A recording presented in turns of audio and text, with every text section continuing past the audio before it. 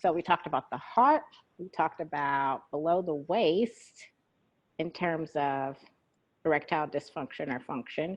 We've talked about pain, chronic pain. Tell me about that glowing skin you got going over there, Dr. Kristen. How you get that skin? How you get that skin? Well, interestingly, a lot of the things that Dr. Tamika and Dr. Amber said can actually affect your skin too. So, Dr. Tamika talked about the cardiovascular system. She talked about how sex is a form of exercise. You are increasing your heart rate, you are dilating your blood vessels, and with that increased circulation, you get this nice glow to your skin.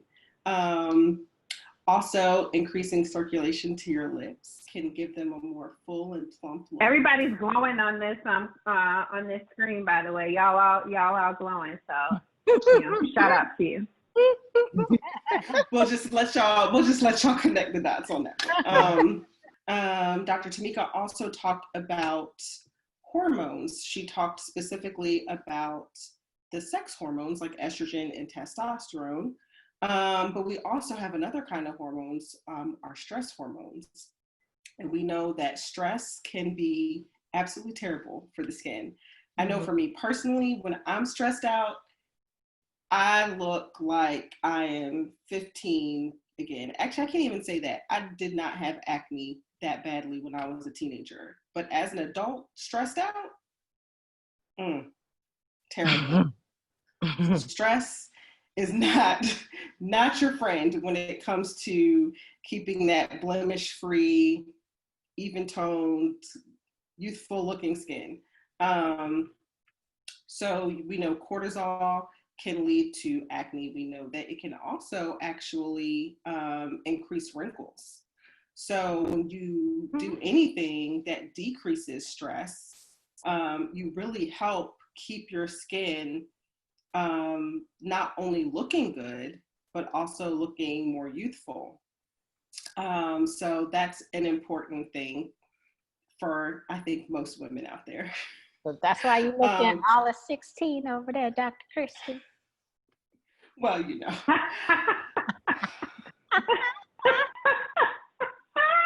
Orgasms actually can lead to increases in estrogen, which can also boost collagen. And collagen is a part of the skin that helps keep the skin plump. It also helps reduce fine lines and wrinkles. So anything that we can do out there, ladies, to increase collagen.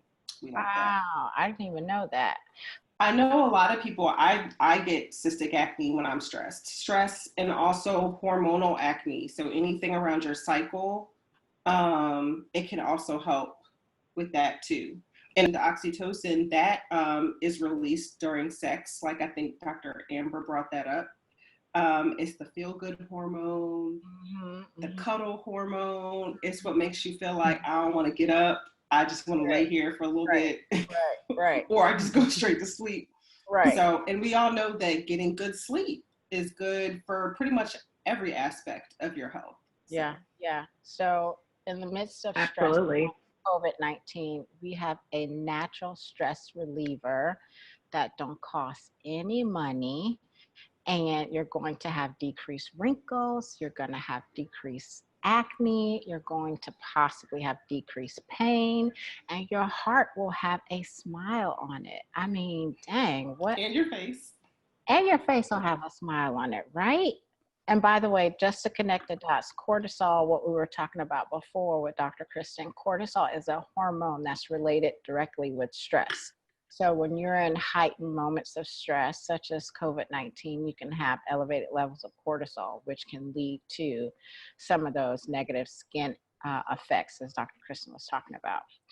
Well, since we're talking about stress, I guess I'll bring it on home with respect to the benefits of sex on anxiety and depression. So there have been some studies that show that sexual activity can actually be a preventative measure with respect to anxiety and depression. So anxiety and depression can be linked to symptoms such as irritability, insomnia, feelings of being sad, hopeless, helpless.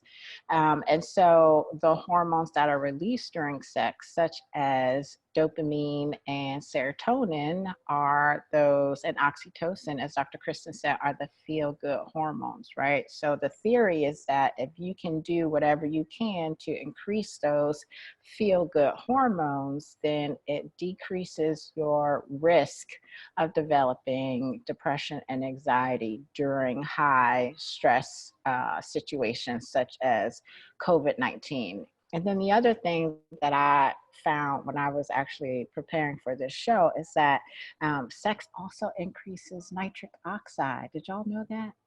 So nitric oxide. Tell us about that. I know nitric oxide is something that a lot of avid kind of sports people probably know about in terms of working out. From a science and medicine standpoint, nitric oxide is something that the body normally and naturally produces. And what it does is it increases the health of your blood vessels, and it increases the blood flow through those blood vessels. And by increasing the blood flow through those blood vessels, you're getting more oxygen to more organs, AKA more oxygen to the organs down there, which means you can increase your orgasm, which means you get more oxytocin release. Y'all see that cycle right there? Y'all see that cycle right there? Feedback, We're following baby. you. Positive. We're with you. Baby. We're And with then you.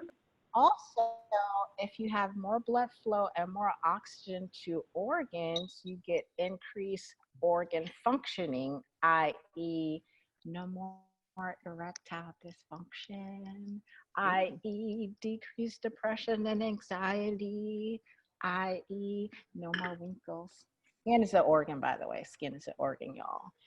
Largest So, organ. man, right. This is awesome. I bet people didn't know that sexual activity, whether alone or with a second party, we'll just leave it there in terms of number of people. But that was probably TMI. But anyway, how it can help your heart, it can help your mood, it can help your sleep, it can help your skin, it can help your pain levels. I mean, I probably missed a whole bunch. It can help your energy levels, your focus. I don't know what to say other than hop to it, people. But be safe. Yes, But be please safe. be Because safe. Be we safe. are in COVID-19, Yeah. and the studies have shown, as Dr. Amber sent us earlier today, that COVID-19 lives in feces and in semen, and we don't know what that will affect or how that will affect you. So wrap it up. And saliva, y'all. So for my young people out there, this is not a ticket for y'all to be leaving the house No. talking about, I'm going to increase my cardiovascular health. No, No. that's not what we saying. Absolutely. We talking And about no, people you who should already not. at their address. But if you're sick, he's sick, one of y'all got a fever, y'all should stay home. Yeah. It's not gonna work. Right. The Yeah. cardiovascular benefit Not will worth it. not outweigh. Does not outweigh the It risk. ain't worth it. Yeah. So No.